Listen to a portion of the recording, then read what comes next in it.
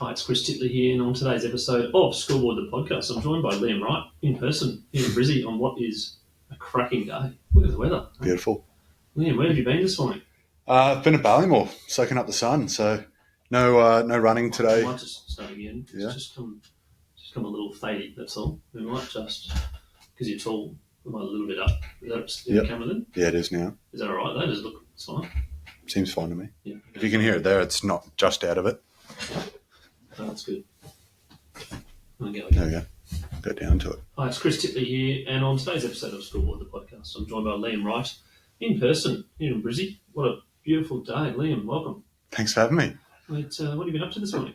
I've been at Ballymore, just soaking up the sunshine, getting a bit of weights in, and just a bit of rehab stuff, trying to get back right. Here on the 8th of May, already, 2025. How's your 2025 been? Rugby-wise, it's been a bit rubbish. The rest of it's been good. I've enjoyed the rest of the year and everything, but obviously injuries in sports suck, and just on the back of a few now, so just trying to get ourselves back ready and playing footy again. Yeah, mate. The shoulder, it's been niggling for a while? Yeah, right shoulder. So the same sort of same injury that we picked up in that first test against Wales last year, and got a couple games in at the start of the year, and then it sort of seems to have re-gone and re-went. So still in the process of trying to really get to the bottom of it. Yeah, mate. So one of the traits that I've spoken to a number of athletes is resilience. You're obviously going through a period of now, a down period. How are you on the resilience front? Yeah, I think if I didn't have resilience, I think it's probably one of my biggest assets. I think with the way the last probably 4 or 5 years have gone for me injury-wise and rugby-wise, probably wouldn't still be here without it. It's carried me through, and probably one of those muscles that you don't want to have to flex, but it's something I think I've got to believe that it will set me in good stead for the rest of my life, and just keep keeping on. Just keep keeping on. Now let's talk about Liam Wright, rugby. Where did the interest in rugby come from? Well, born in South Africa. My parents are both South African. They're rugby nutters as well. So I guess I remember my dad would wake me up on Sunday morning at 4 or 5 a.m. when we couldn't sleep, and just watch all the games that we recorded the night before, watch all the Super Rugby. Even my mum's really into it. She'll give a very thorough analysis of games, and I could just grow up loving it, watching it. When I first started playing, I was probably more what Mum said. My first game, she caught me doing handstands on the field and cartwheels on the field. So it wasn't so much that, but it was just it's always been a part of my family and growing up and taking that through. And watching it on the TV in South Africa, what was the team that you followed, and what was the format of the competition? Then was the 12s or the 10s, Super 10? I think it would have been Super 14 probably when I first started taking most of an interest. It was the Sharks, Durban Sharks, Natal Sharks, that Dad and I followed back then, and the Springboks, and obviously now it's the Reds and the Wallabies, so it's changed a bit. But I remember going to Shark Park a few times when I was younger and watching the guys play, and I remember the Sharks and the Bulls, the semi-finals and the finals there,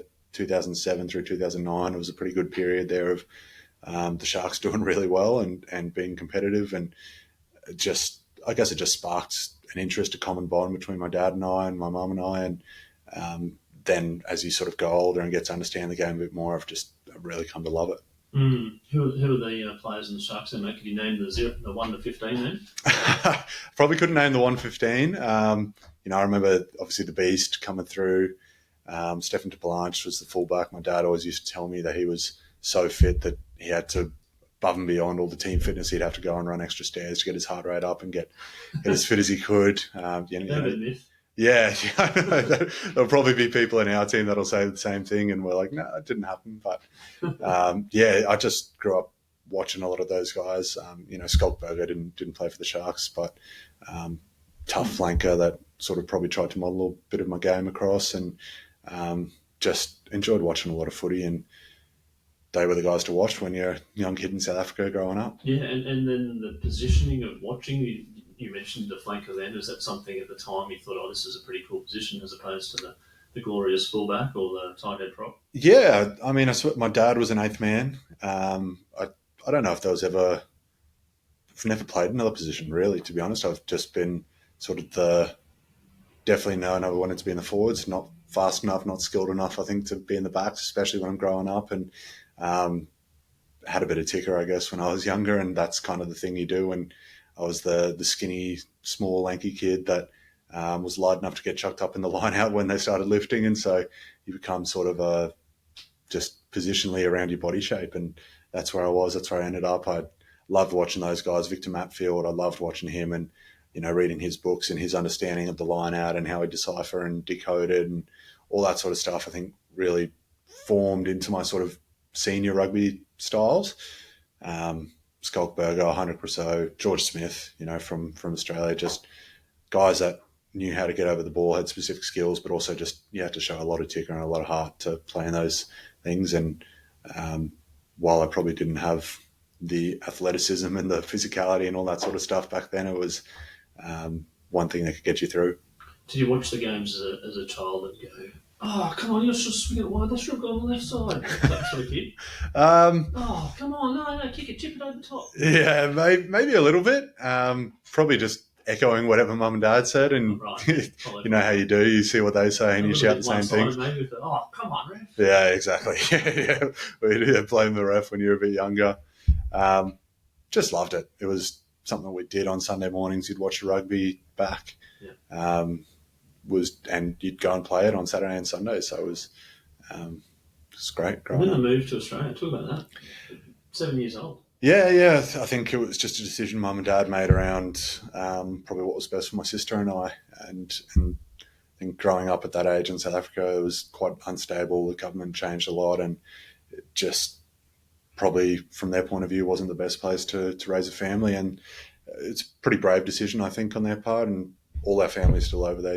It's my sister, myself, my mum and dad that are over here. All our cousins, uncles, aunties are over there. And to move away from that and in the pursuit of a better life for Kelly and I, it's pretty awesome of them, and turned out really great. We love our life over here. It's been awesome, given us plenty of opportunity, and I've been lucky enough to represent our new country, and love it. Yeah, is there still a tinge or sneaker tinge of the South African accent, or not really? Nah, not from. The boys get into me. Apparently, I say off. I say that really off. Weird. Yeah. So you call the lineouts, you say off, and they all go oof, and dance instead of dance, and a few things like that. But no accent. My mum and dad still have it, but I don't really hear it with them. It's just second nature, and but lost it. And switching following the green and following South Africa to then turning to gold, mate. How did you go as a kid there? I probably was a bit later than would have thought. Like, you sort of grow up supporting them, and you just stick with your team for a bit. But then once it sort of got to probably the last sort of year of school, year coming out of school, that's when you sort of your mates and guys you've watched are starting to and trained against and trained with, starting to climb up the ranks, and you go, oh, I'm watching that guy. He's used to play with him, or he played at East, or he knew this guy, and that's when he sort of went, following probably the players more than the team, and then that just turned into a love for those teams, for the Reds, for the Wallabies, and then obviously to get to represent those teams it just reinforces that of these are my teams now, this is where I am, and you're really great to love it. And growing up at school when the state of origin was on, you weren't born in either Queensland or New South Wales. Who did you support? I picked Queensland. I probably didn't have much of a choice. It was at a pretty good time for Queensland, just about. Yep. I only start remembering State of Origin when I went to boarding school, and we'd sort of all get together in the boarding house and watch it, and it was 85% Queenslanders there and 15% New South Wales, and I think it was just about to start or in the middle of that 8 straight period, and yep. Good fun. Yeah, you sort of had to pick then. I didn't really know rugby league. I'd never been a thing watching it or anything like that, but it was all the hype and physicality around Origin, and surrounded by Queenslanders, so I went for Queensland, and I'm staunch Queensland now. I love it. You couldn't get me to go for the Blues. Looking forward to the series coming up, actually. I am. Yeah, it's going to be great. Growing up, you mentioned your idols. When you came to Australia and you developed through your teenage years, etc., were there some other idols there in Australia, or rugby or sport? Yeah, I think probably from a rugby point of view, guys like Poey, Hoops, George Smith. George was in the Red squad actually in 2018 in my first contract year, and to be able to sort of see the things he does and the little drills and that, was awesome in 2019 when I was around the Wallabies fold. Poe was there coming back from a calf injury before the World Cup, and just seeing the way they train and just being able to rub sides with them is like really cool. Obviously all those flankers and stuff, you know, Bernie coached us for a bit in that 2019 period. And I was still probably like pretty rugby mad back then. I think I've really come to appreciate a lot more sports now and, you know, support the basketball and watch all that stuff and love my cricket. But in terms of sort of Aussie sport heroes, it was all real rugby based. Yeah. You mentioned basketball, mate. We're in the throes of the playoffs right now. There's been a few upsets. It has, yeah. Every team that's seeded high has lost their first game. Yeah, that's crazy. I saw Lakers just got knocked out, and I'm a massive LeBron fan, and right. Okay. so that's a bit tough to see. Your thoughts on the Luka trade? Yeah, interesting where it came from. You've been a massive sort of LeBron and AD combo. Yeah, I know. Second. What's going on? Yeah, it's just, I guess you see now that you still need a big, and AD was that guy, and they just didn't go all the way. So whether that's a pass or a fail, or whether they'll get there next year, I think you still need more than just shooting guards and power forwards and stuff. You need that big in the centre. And when that trade got blocked I think it was for Mark Williams, it was always going to be a bit tough. I was sitting here in the early throes of round 2 of the NBA playoffs. I'm going to hold you to this. Who's your tip? I can't say I've been following it, so I don't want to say someone who's gone out. But the Nuggets had an upset. Joker got 40 points, 20 rebounds yesterday. They beat OKC. I think they're playing again today. Yeah, I was going to say with Jokic, hard to pick against him. What about Cleveland on the attack with Downs Vanille and Boston as well on the other side? Yeah, Where can we go again? I still think probably Nuggets are I haven't watched a lot of it, but I think once Jokic goes off and gets that team firing, there's hard to stop. Like, he's got triple doubles in the same game. His arms like a quarterback. Yeah, exactly.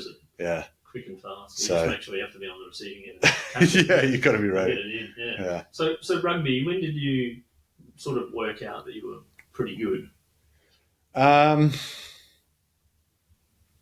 don't know if I've even worked it out now. I think for me, the whole thing with rugby was like I enjoyed it, and I probably got to enjoy it more once it became out of school. Like it's really no one really forcing you to go to trainings, doing all that stuff. And my parents moved to Sydney from Brisbane back in 2012, so I ended up boarding for a few years at the back end there, and then you sort of carry on for school up in here with all your mates here. Everything you know is up here.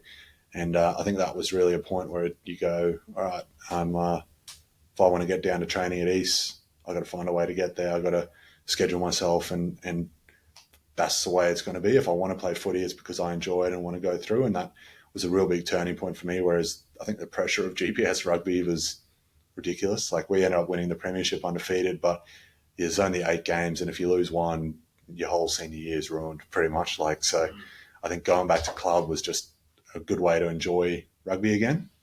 Was that the year with all the stars in it? Yeah, Kellen Ponga, Brody Croft, Jaden Sewer, Scott Young. Yeah, that was when the Waterboy started going crazy and going viral, and did the Kellen Ponga highlights, the Churchy 2014 ones. Right highlights there as well? I'm in the back of Kellen Ponga. There's a few of them trying to clean them out, but I'm not actually, didn't warrant my own highlights reel back then.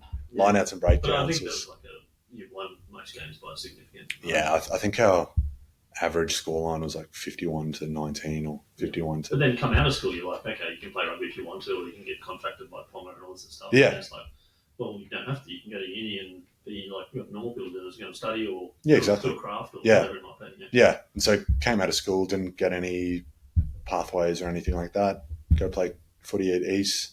Even that was a sort of a harder choice. I was at Kings, studied at QUT instead of UQ, and then played footy at East. So it was kind of all over the shop, and there was a lot of sort of those, I don't know if you remember those little, call them like sports scholarships at UQ, try and get everyone there. For me, it was a bit of just a blanket recruitment sort of thing, just take everyone, and they already had the Q1 flanker there from going to UQ, so I was like... Who's that? Connor Moroney. He runs a podcast now too, actually. He's a good guy, yeah. In Canada, I think, somewhere.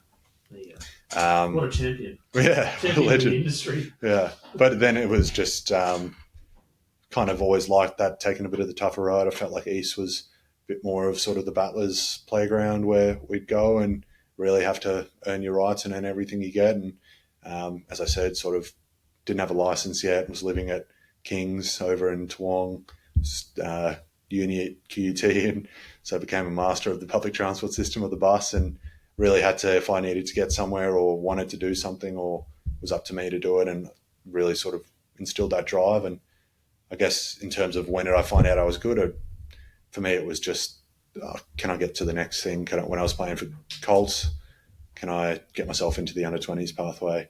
Then I sort of had a little plan in my head of, all right, get into the under-20s, try get into the bench, try get a starting role, try get to Oz 20s if possible, and just kind of just keep going for the next thing. It was never like, got to end up here at the Reds or got to end up at the Wallabies. Or So it was never a big, hairy, audacious goal. It was like a step-by-step goal. Going, oh, kind of, yeah. I like this, but if I keep going. I mean, it's one of those things like every kid grows up going, or a lot of kids grow up going, I'll love to play rugby for a career. And I remember some teacher or someone was like, yeah, but that's not realistic. Like 1 in 500 kids plays professional sport as opposed to, and yeah, but that sort of was like, it just made you not want to go. Yeah, it made you not want to go out like, oh, I'm going to be a pro rugby player or something like that. It was just like, oh, maybe that isn't achievable, but what is achievable is maybe make the next step up or go from a bench to a starter. As opposed to a supportive statement. Yeah, it is a bit. Yeah, and I think say, like, I want to be a lawyer. You're like, well, only a few people can look at that. Yeah. Hold on a second. Right, exactly. Go for it. We'll support you online. Yeah, exactly. And it's that, I guess that then just turned into, all right, well, don't need to broadcast it. That'd be awesome, but go back, study as well, do all those things. And that was kind of always something that my parents instilled as well. It's like, yeah, you can, whatever you want to do it hard, enjoy it. And so that meant do the study full time, work as well, get some casual jobs and earn some keep, and just keep cracking along with the rugby if that's what you want to do. And it was just a bit of a stepping stone process. And that's why I say I don't know if I've ever gone like, oh, I'm really, really good at this. And it's just, I've put in the work and done a bit of a grind and just stepped up along the way and learnt a lot. Now, you've been on a few podcasts, and this is your first in-person podcast. So welcome. I'm sure you may not have had this question before. How did you balance the off-field shenanigans at East versus the on-field? I think probably luckily enough, it didn't really turn into a full-blown rugby career, any of that, until after. I think I got a good year of Colts footy, getting it out of your system of just, you finish playing at 12:30, you go, righto boys, where are we landing, where are we hitting the beers?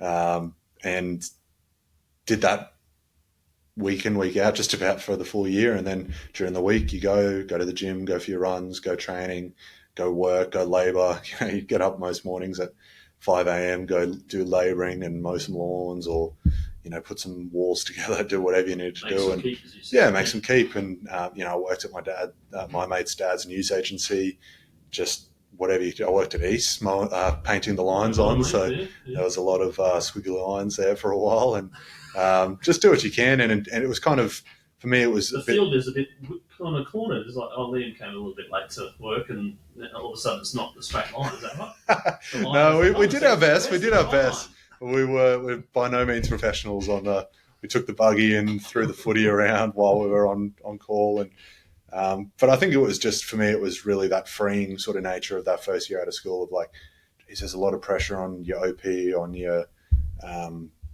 trying to win the GPS premiership, trying to get into some sort of pathway. And almost when that was over, it was like, all right, well, go back to just enjoying what you do a bit, and you'd hang with your mates, you'd still get everything you need to done. And I think that was just a really good year of, and I think that enjoyment factor really played into me playing really good footy again.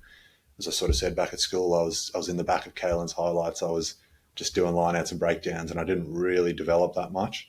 And I think that first year was really like, oh, I'm loving this, like playing with my mates, go have a few beers afterwards, go labour during the week, still get uni in, do all that.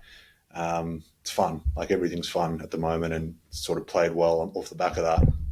And then from there, I guess once then at the end of that year of playing good footy consistently for a whole club season, got into the under-20s pathway. I still remember Squab calling me and like, we'd love to have you in. And I was like, oh, awesome. That's like, I guess that little tick in the box of we're each in the next step, and go from there.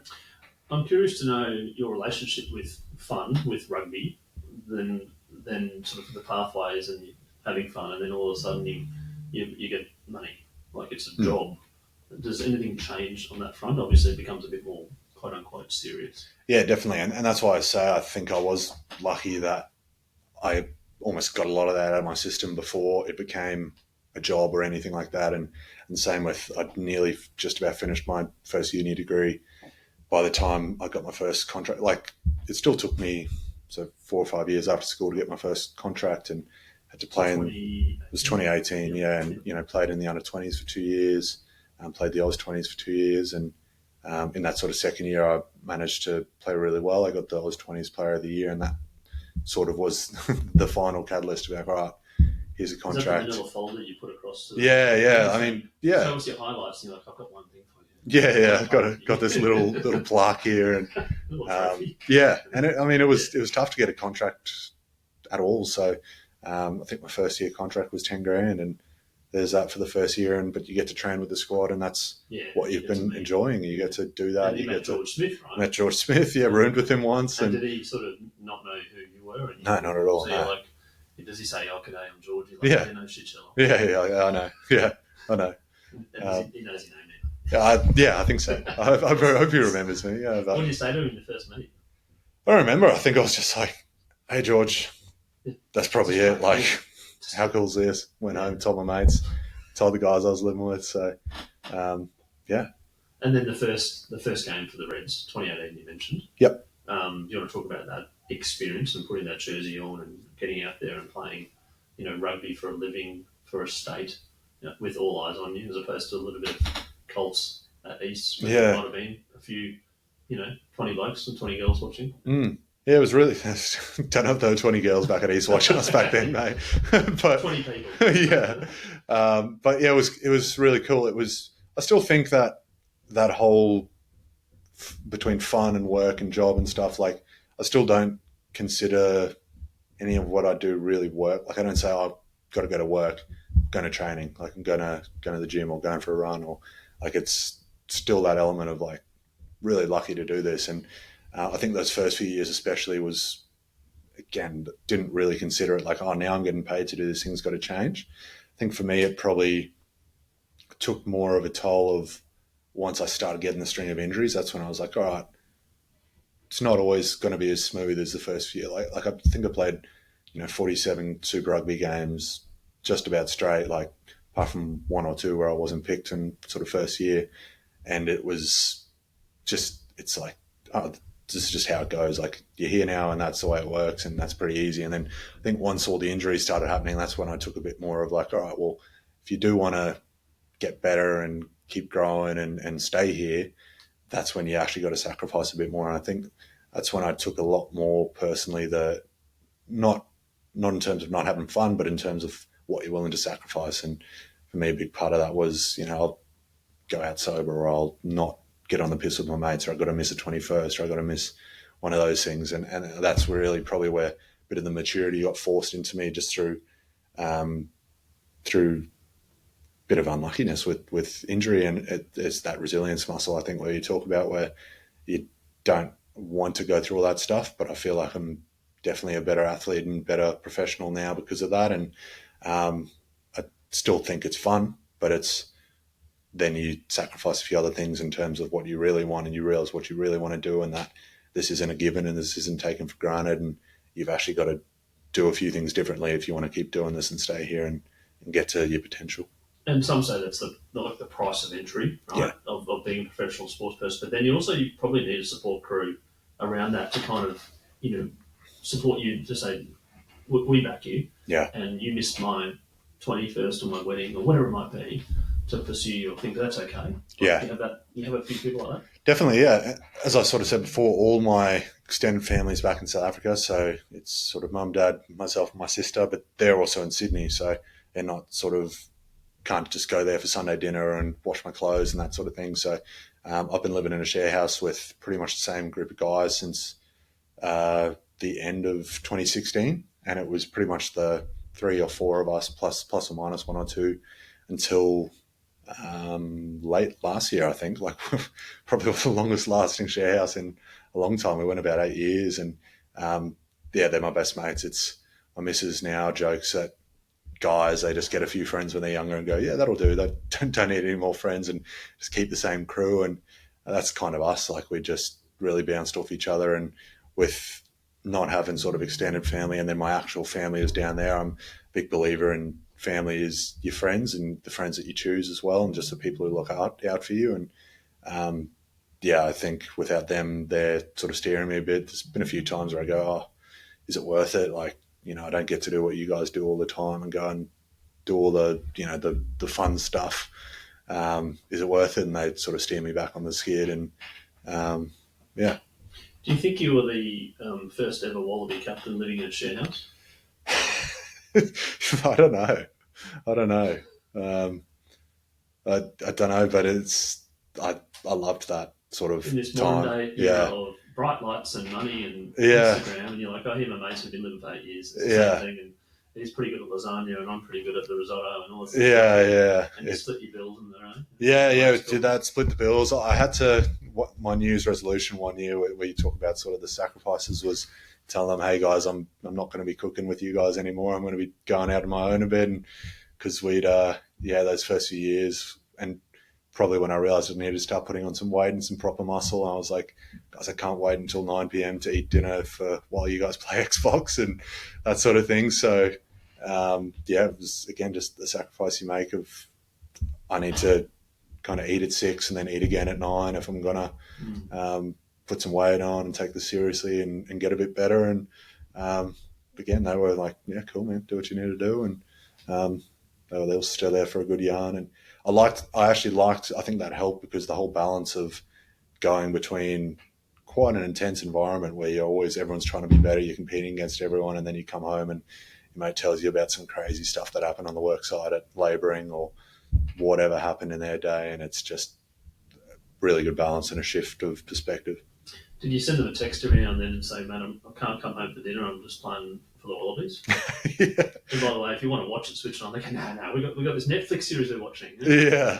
Mate, that happened a lot. The big times you come home, your bed's not made, and you're like, what's going on? Like, oh, yeah, someone stayed over the other night and I let them sleep in your bed because you weren't there for a few weeks. And you go, righto, for whatever. We're all pretty close, so that's just the way it went. And the leadership side of rugby, you were thrown in pretty early as captain. Is there something that you've always been and wanted to do, is sort of focus a little bit on leadership? And has that sort of evolved naturally? Do you think you're a natural leader? I think I'm probably a natural leader, and I probably only say that because it wasn't really anything that I wanted. Like, I didn't go seeking it. I didn't, when it sort of got handed to me in 2020, there was like, put your hand up if you want to be in line for captain next year. And I didn't put my hand up, mate. And probably not because I didn't think I'd be good at it or anything, but just because I've always thought it's up to the squad to pick who you sort of want and who represents and reflects what you're about a bit more. And so I never really went searching for it.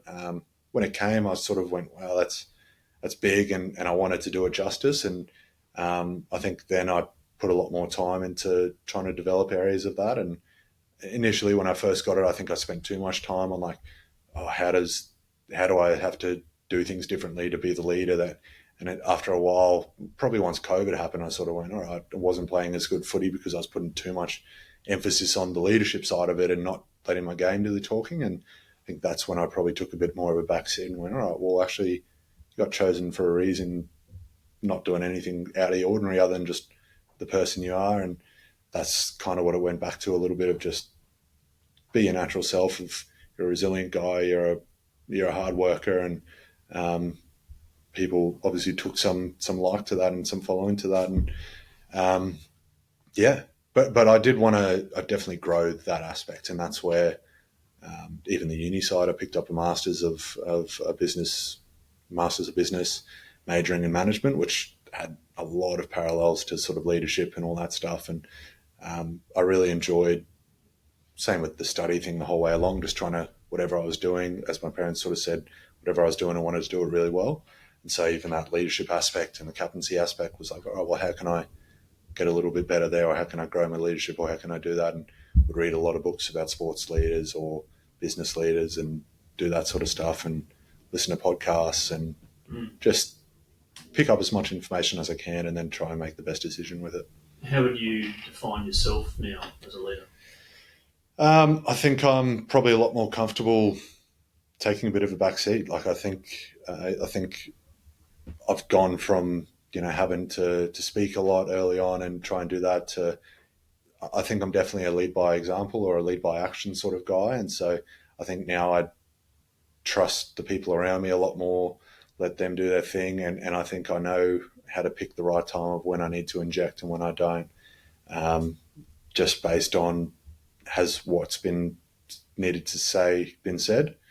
And if it has, then doesn't need to come out of my mouth. And then that way, when I do speak, it'll have a greater impact. And I think just you learn that as well when you're off the field injured, that you can't just be the only voice. Otherwise, when you're gone, it just becomes a mess. And so just being a bit more selective and when I really try to impact through that way.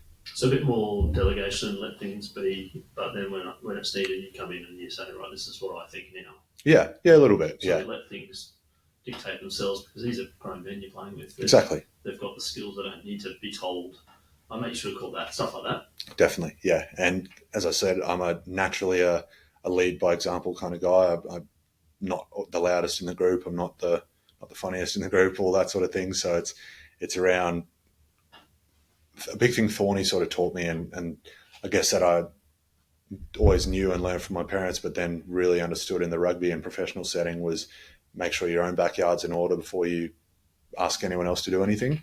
And again, I think a lot of my leadership growth came actually through these injuries and through the resilience I had to show there. And so without being able to directly impact the team, how can I show the team that this is the way forward or this is what we've got to do? And it's by being super diligent, by making sure I'm owning everything I can. My preparation's the best it can be. As I said, you cut out going on the piss more, read books around sleep, read all that stuff, just whatever I could do to try and make sure that I was owning what I was going to do to get back on the field as quickly as possible.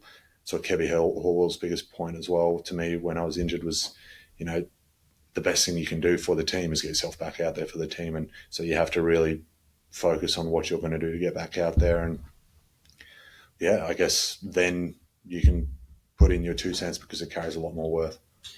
I'm interested to know when you do the prep, you get everything right, you're feeling good, and you go out and you probably play a really good game yourself, but your team gets pumped. How do you feel? I think, again, just the development over my career is at the start, you're like, oh, phew, at least I sort of did my best and sort of put my best foot forward and I can get selected again next week. And then as you sort of get a bit more older and probably a bit more... I mean, you're 80-odd games through, aren't you? Yeah, and probably you get a bit more wiggle room from coaches in terms of, you might have a bad game one week, but you've got the history, you've got the sort of experience there. And that's when you become a lot more as a leader as well. Like, all right, I might have played awesome, but geez, we didn't function, or the lineout didn't function, or we're just not playing to our potential, or what's the issue there? How do we fix it? And that keeps you up a lot more than like, oh, geez, I missed a tackle. And you can sort of live with that because, again, you've done as much preparation as you can personally to get yourself to performing out on the field. Or that's kind of my mantra. It's like I can live with messing up if I've done the work, if I did the preparation, if I did my tackles during the week and it just didn't come off sort of thing. That's when the leadership side of it and the team isn't quite where we need to be. What's that? And, Tate and I would talk a lot. We'd be texting, calling all the time after games. We'd be then talking to the coaches and trying to get ahead of that for the next week going. And, that's a tiring process as well. So it's, I'd say it's probably harder now having to worry more about the team than about your own individual performance the whole time.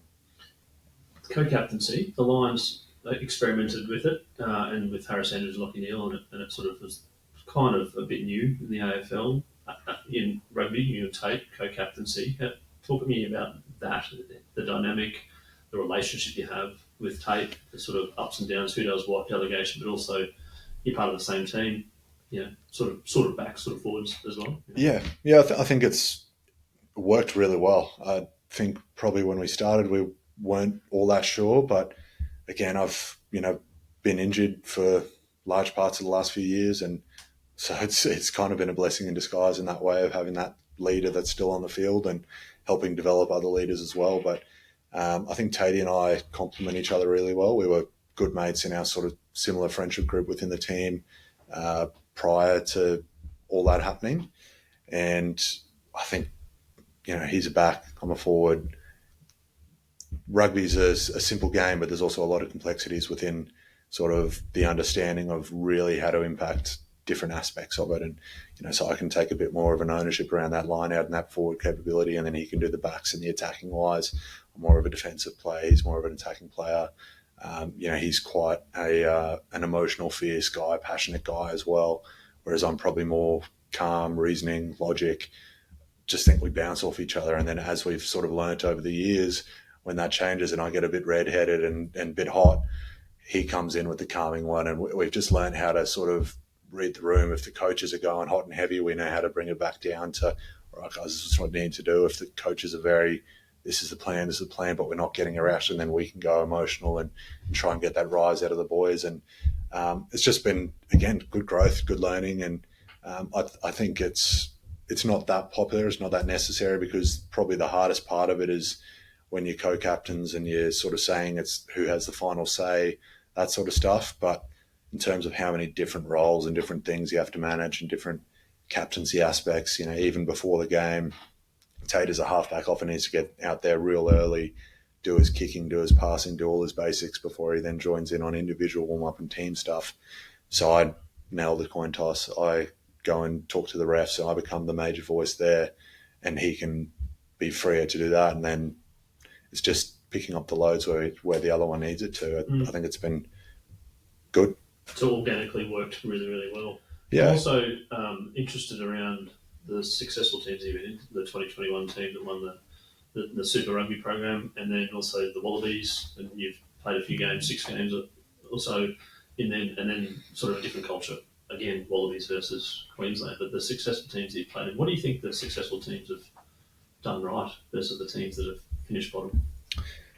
I think there's probably been a greater understanding of how we want to play and what kind of team we want to be, and it becomes a lot easier to own that role and own that accountability and be able to pull each other up when you need to, or encourage each other when you need to, when you know what you're trying to do. And that's, something I've really noticed probably last year. We were really, really clear on our detail, on our roles, on how we want to end up, on what we want to grow in our game. And you see that with probably the Wallabies under Joe Schmidt as well, how they've really grown. Really, really clear on this is the type of team we want to play. This is the sort of breakdown we want to be. This is how we want to manage games, win them out, close them out, that sort of thing. I think it's a lot easier and more to be successful when you understand what you're trying to be, when you just sort of float around and go with the flow and hope that you don't get exposed, or hope that this works against this team and this doesn't. When you're a lot more clear around your role and your style of play, I think same with anything really, you can be a bit more confident in it. Yeah, there's a song called I'm on the road to nowhere. If you don't know where you're going, it's pretty hard to kind of define your goal. How do you know when you get there or not? Yeah. And so speaking of goals, and you sort of touched on it earlier when you were sort of saying, if I make the bench, I might then make the starting line, and now you're in the process of recovery from an injury. Have you got a goal in mind? Honestly, the only goal at the moment is to get back playing footy. It's prior to this, all the injuries I've had have been pretty sort of tough injuries and big injuries and stuff, but reasonably smooth along the way. This is probably the first real big one I've had that just hasn't gone to plan multiple times. I've had 3 surgeries on this shoulder since that injury against Wales, trying to sort of figure out what's happening and get everything working the way it should, and it just not cooperating as easily as it has in the past. And so I guess the only goal is to get back playing footy, because I think as we sort of speak about the team stuff, I'm a lot more confident in what I can bring to a team now and what I sort of assert as a player and as a leader. And so I feel that if I can get myself healthy and get myself back playing, then the rest will take care of itself because of the years and years of work and preparation you've done up to that point. And so the only goal is to get the shoulder working and playing again. We've got a big rugby schedule over the next coming years in Australia. Grassroots rugby is probably at a tough spot, and participation rates and rugby per se in the competition landscape between AFL, NRL and other sports, etc. Keen to hear your views on rugby per se as a junior level, and also what you've gone through. You didn't really go through the traditional pathways and coming from South Africa, but is there something which you would like to see rugby in a couple of years? I think it's such a hard one because grassroots produces the top level, but the top level funds the grassroots level, and that's where the other sports like AFL and NRL really have it over us in that it generates so much money that they can really pump that into grassroots. At the top, filtering to the bottom. Filter it back down to then feed up and create just a self-fulfilling circle. At a board level, and it comes at a management level, and as well as opposed to players playing. Does, yeah. Which is why I think this next few years with the Lions and the World Cup and then the Women's World Cup after that is just going to be so important. Like, you can see the way the women's game has grown with a bit more investment in the game, and that comes off the back of probably the Sevens success. And then had Bella Nasser in recently, actually, on the podcast. Oh, really? Yeah, she's sort of half migrating to the 15 game as well because there's opportunities and World Cups, etc. Yeah. Exciting. So I think the next few years I don't think it's as dire as probably do or die, but I think if we mismanage this next few years, it's hard to come back from. So I think the board and Rugby Australia is doing a much better job of actually controlling our finances and bringing ourselves back into actually, hey, let's become a bit more of a business so that we can keep doing the thing we love and our purpose of making rugby great in Australia.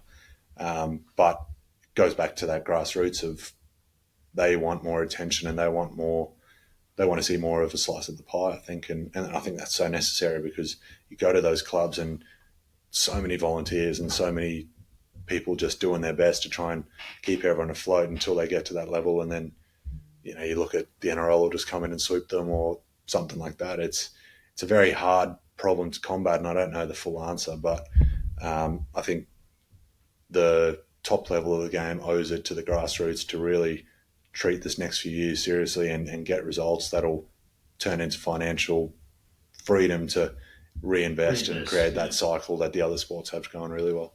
And as a kid, you were growing up and you saw these idols and you wanted to get their autograph, probably pre-selfie days. But now being a player yourself and people look up to you and they know your name, how do you go about and managing that yourself? Yeah, it's. I mean, I think you want to try and give back as much as you can. I was down at East last night with an under-14s there trying to help out, but it's also a weird one because you don't see yourself as some hotshot celebrity or autograph giver or the same as what you saw. Kind of the same as when you were younger and you'd be like, oh, that's that guy and that's awesome. It doesn't then translate to like, I'm that guy now and I got it. But you do the best you can. You try and help out where you can. Our group at the Reds is really, really good at that around. So many of them go back to their clubs. They help out. They're happy to do promos. They're happy to talk to people, take photos at the airport, all that sort of stuff. Like, they're really, really good. And that's, I think that was probably instilled a lot through Thorny in the early days of just being a role model, showing care for the club and the jersey and the people that you represent. We did a lot of those Reds to Region stuff. I don't know if you saw, but going out to country towns and country places where the rugby probably doesn't reach that often outside of Southeast Queensland, and just trying to give back, like not go there to take. And you get a lot of good stuff and cool stuff as a professional player now, but it's actually just giving back and helping and giving you time. And I think that's filtered through a lot of the guys and just kept in their nature where they want to help as much as they can. But it comes down to the game probably needs a bit more help than just a professional player going down and holding some pads at a thing. We need the whole game to get in order, and then that becomes so much more meaningful, I think. And particularly with social media, etc., some of these teenage kids and whatever can follow their idols and see them, and they're probably a little bit more well-known and well-followed than idols these days. So it's interesting that you mentioned that. How do you go with all that sort of stuff as well, with the idea of that wherever you go and you're having a beer or you're having a coffee, someone might take a snap of you? Yeah, that's probably a weird thing to consider. I'm amazing on the social media and stuff. I sometimes wish I was. You see the guys who can really plug up sponsors and do all that stuff and just make a really cool gym, brand. And favorite restaurant. exactly. Like, here's me cuddling my kids. Like, oh wow. And create that life that people want to follow these days.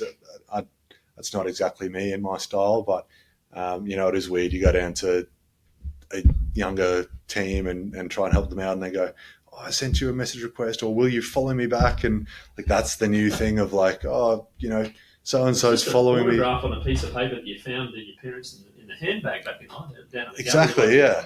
Is there something you've got that I can get an autograph? Yeah, but now it's at school. They're showing who follows them back from the boys that they messaged, and it's a weird one. But I think we're quite, in a way, we're quite lucky up here in Queensland where you don't have the sort of cult following that leagueies do, where you go to the shops and you're getting hounded and doing that. You see AFL players in Melbourne where if they go outside, they're getting hounded and they're getting and hounded's the wrong word, but you generally got phones, you got paparazzi in your face. Whereas up here, it's if you get sort of called, it's actually like, oh wow, they follow rugby, they want rugby to do well. You give them your time any day of the week. So they're showing you some love. Yeah. So a bit different. Just touching on sport there for a second, I'm going to ask you about your all-time favourite sporting moment. My all-time favourite sporting moment is, as I said before, I'm a massive LeBron fan. To me, he's just the epitome of a modern athlete. Where you talk about having cameras in your face the whole time. Like, he's never really messed up. He's been good to his family. He's been good to trying to help as many people as he can. He's like you talk about investing in yourself. Puts like $1.5 million into his body every year. Dietitian, chef, like all that stuff. Psychologist probably as well. All that sort of stuff, and just the longevity. Like that's, I guess, in terms of making the most of what you got. Like that's sort of stuff I've really taken out. So probably the 2016 championship when he come back from 3-1, went beast mode, him and Kyrie, and just watching that last game with the block and then Kyrie hitting the three, that was LeBron a hectic James. moment. The first scoreboard moment with LeBron James. We've had lots. Took a dash party the other day at Wimbledon with the Matildas. It's been awesome to go down memory lane. Yeah. Some of these sporting events. Oh, that's great. And speaking of events, the scoreboard moment, which is a moment in your life which you kind of pretty clear, and you remember, and you're like, I remember that, and that caused it's almost like a sliding doors moment if you got a scoreboard moment. Yeah, I kind of alluded to it before, but it was in the start of grade 10 when my parents, my family, we came over from South Africa. We lived in Sydney for a little bit, and we went to Brizzy, and then was there at Churchy from grade 7 to 9.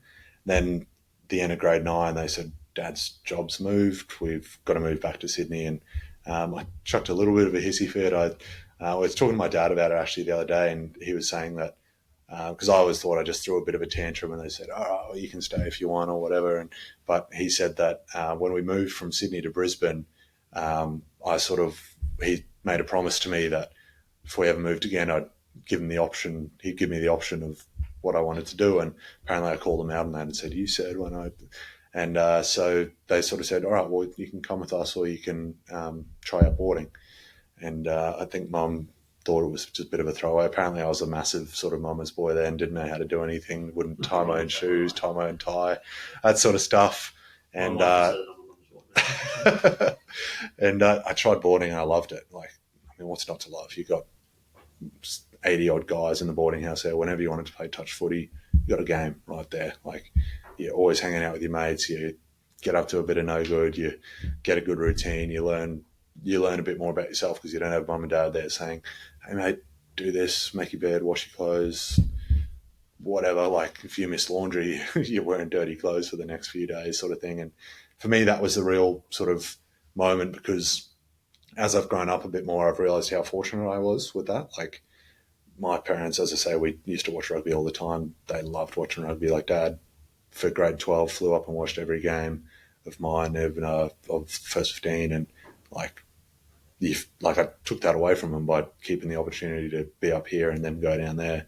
And so that's, I think, really where I got that whole, if I'm going to be here, if I'm going to be away from my family, I'm going to give it all I've got. And I think that's really just stayed with me the whole time. I don't think I've ever been the most talented or the most athletic or anything like that.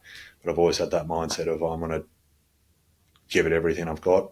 If what I've got's not enough, I can sort of live with that. And it transformed me into, if I want to do something, got no one else there that's forcing me to get out of bed, setting the alarm sort of thing. I've got to do it myself. And I think that's kept me in good stead for the rest of my life. And that's kind of the moment I attribute it to. One final question, Liam. Going back to that 15-year-old boy that's been given the news that he's about to board, there's 15-year-old boys and girls out there that are playing sport, that were once a young Liam, maybe having the aspiration to play at the highest level. What's some advice that you can give to the 15-year-old now? The main thing I think is go back to enjoyment. Like, I think if you're not enjoying it, you're not going to try a bit harder. You're doing it for someone else. Like, I think that was also probably the big thing, is I felt like back then I was doing a lot of the stuff just because my parents wanted me to play rugby. That's what I wanted to do. I felt, again, probably a bit freed from pressure of like, all right, well, actually, this is pretty cool. Like, don't have to worry about my parents over my shoulder, like trying to please them, look back, oh, did they see that tackle or whatever. All that stuff that I sort of put on myself more than them actually putting on me. But if you enjoy it, you either just enjoy the game and that's great, that's all there is to it, or you enjoy it and you put in a bit more work because it's what you like and what you want to do. And if that's the route you want to take, then you're going to have to put in some hard work over the time. And it's a lot easier to put in that hard work if you remember why you love it and why you do it. Liam Wright, thank you so much for being on Scoreboard, the podcast today, and sharing some insights into your life from the early days in South Africa to where you are now and your current position with the shoulder injury. And I wish you all the best in terms of your recovery and the next phase of your life, rugby, on and off the field. Thanks, Chris. Really enjoyed it. Good day, mate. Excellent. Do you want me to turn this? Did it record?